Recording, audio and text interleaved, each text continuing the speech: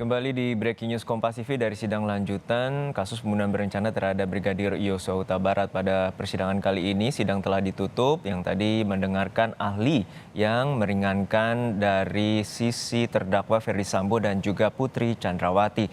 Penasihat hukum dari Putri dan Ferdy Sambo menghadirkan ahli hukum pidana dari Unhas Said Karim. Pada persidangan kali ini, ahli hukum pidana dari Universitas Hasanuddin, Said Karim memaparkan makna dengan sengaja dan direncanakan dalam tindak pidana pembunuhan.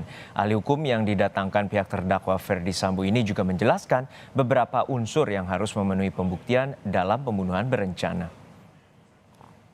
Dengan sengaja dan dengan rencana terlebih dahulu dalam ketentuan pasal 340 KUHP tersebut.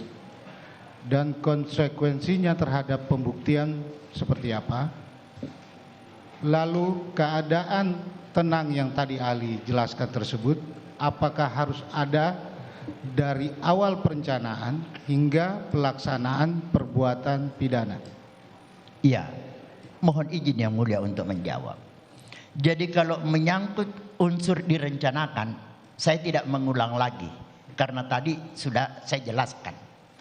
Yang belum saya jelaskan dari pertanyaan Bapak penasihat hukum adalah mengenai bahwa sengaja, ya sengaja dalam tindak pidana pembunuhan perbuatan sengaja ini, maka harus ada perbuatan nyata yang dengan perbuatan nyata itu memang menimbulkan akibat atau menimbulkan kematian.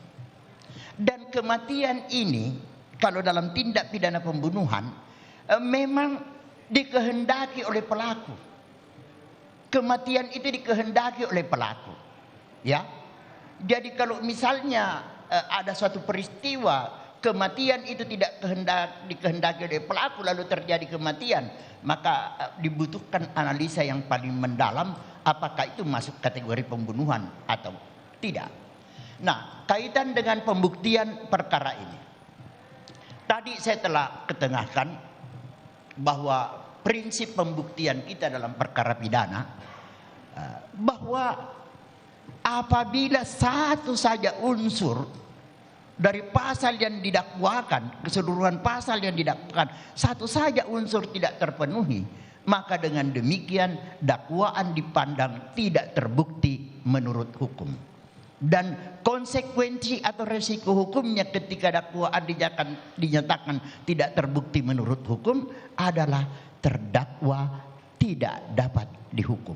Demikian pendapat saya, Yang Mulia.